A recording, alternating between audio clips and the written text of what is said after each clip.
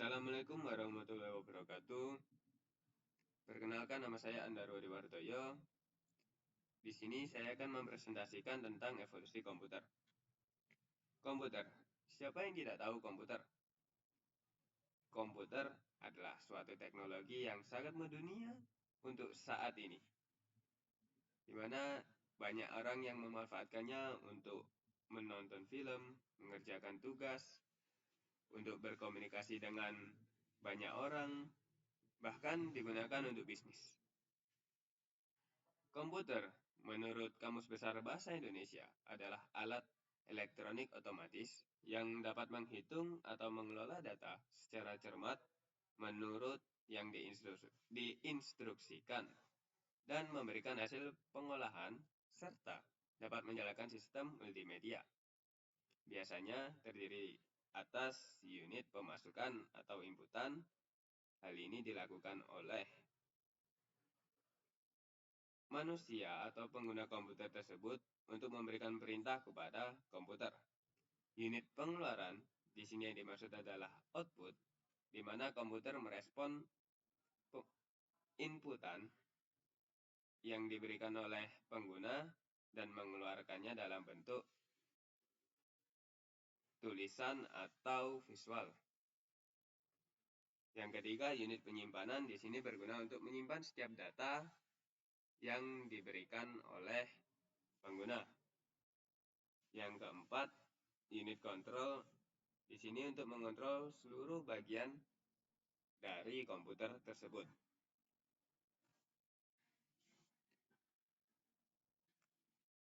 Para penemuan melakukan riset untuk meningkatkan kualitas komputer.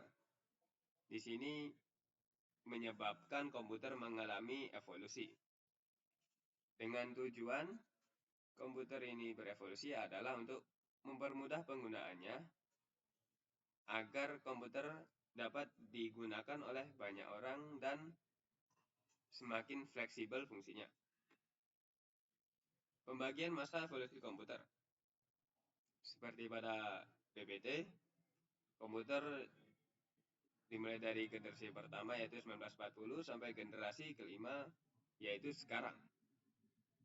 Pertama, generasi pertama memiliki ciri-ciri menggunakan tabung vakum.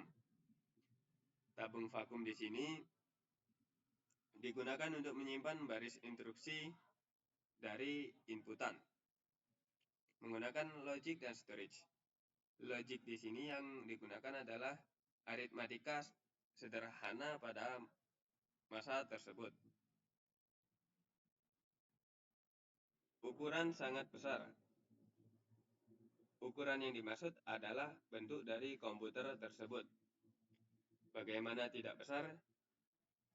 Jika komputer tersebut memiliki komponen 18.000 tabung vakum, 70.000 resistor, dan 5 juta titik solder. Jika dibayangkan mungkin sangat besar sekali ya.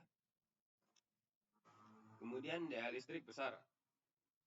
Hal ini berkaitan dengan jumlah komponen tadi. Dengan banyaknya komponen tersebut, maka listrik yang dibutuhkan pun semakin banyak. Dan mudah panas pula karena semakin banyak listrik yang digunakan. Generasi kedua.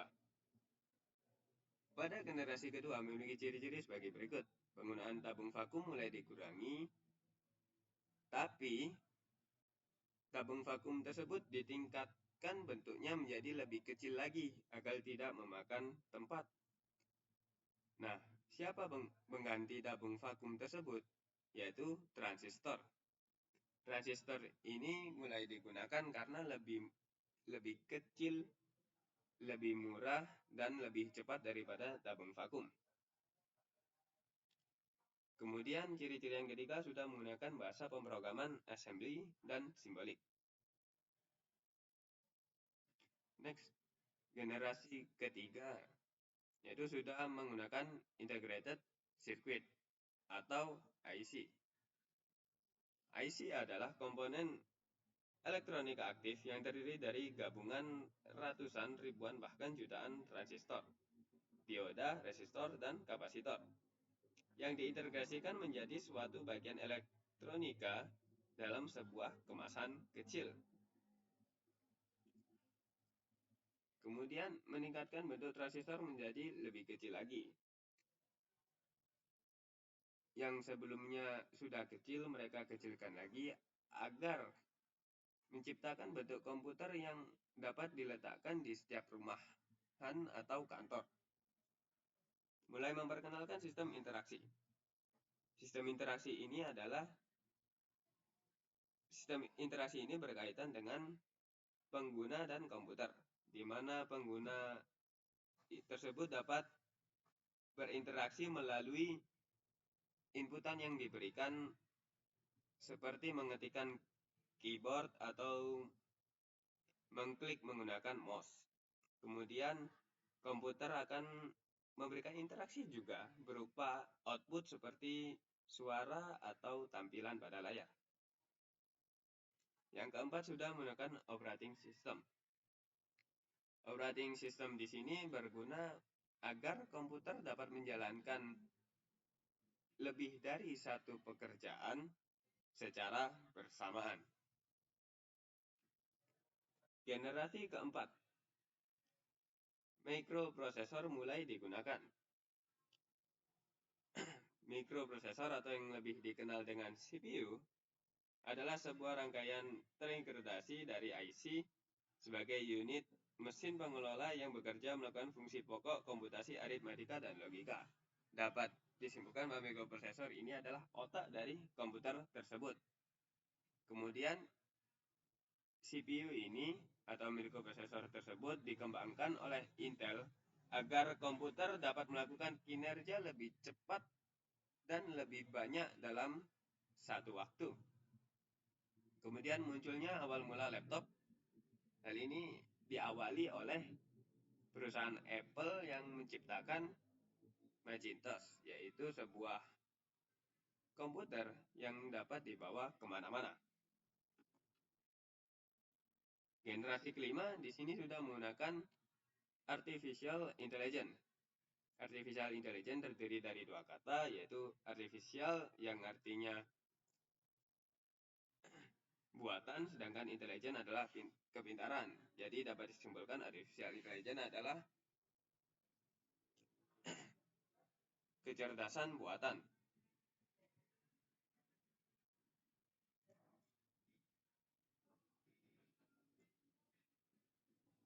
AI adalah sebuah sistem yang diatur untuk mampu memperoleh informasi dan aturan untuk menggunakan informasi tersebut. AI juga diajarkan penalaran yang nantinya digunakan untuk membuat kesimpulan sendiri, dan AI diajarkan untuk mengoreksi apa yang salah pada program dengan mandiri. Ciri-ciri kedua, rata-rata komputer sudah menggunakan large scale integration atau yang disingkat LSI. LSI ini berisikan beberapa puluh ribu transistor per chipnya. Yang terakhir dapat berperan di skala aspek. Sebagai contoh, generasi kelima ini sudah berperan di bidang pemerintahan, di bidang pendidikan, terutama kalau pendidikan kan di kala masa pandemi ini kita dapat melakukan Zoom, yaitu video call secara ramai-ramai untuk melaksanakan proses akademik secara jauh dan tidak datang ke satu tempat. Terus aspek komunikasi ya sama seperti pendidikan tadi, yaitu untuk berkomunikasi dengan orang lain.